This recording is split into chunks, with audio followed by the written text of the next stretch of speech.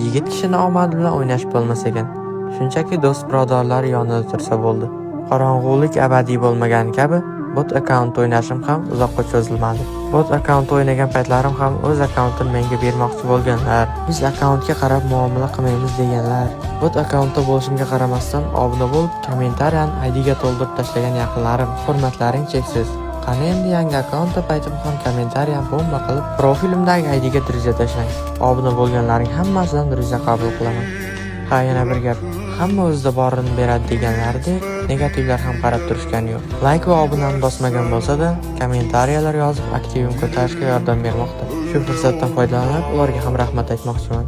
Lekin o'sha negativ kommentariy yozgan vaqtlarini, shunchaki omad tilashga sarflashganlarda faqat mendan emas, hammadan rahmat eshitgan bo'ladi. Ularning gapi bo'yicha kimdir so'kmasdan yoki hayb qilmasdan va haqiqatni gapirib chiqib ko'tarilayotganlar yig'lab ko'tariladigan hisoblansa, mayli, sizlar aytgandek yig'lab ko'tarilsak ham bo'laveradi. Kimlarnidir so'kib yoki-da g'iybat qilib gunoh orttirganimizdan oz bo'lsa-da haqiqatni sevuvchi yoki-da haqiqatni ko'ra oluvchi obunachilar to'plaganimiz yaxshi. Agarda gaplarining isboti kerak bo'ladigan bo'lsa, kommentariyga yoqtirgan kontent mekeringizni atlet yig'ilib keting. Ular ham gaplaring to'g'ri ekanligini isbotlashadi.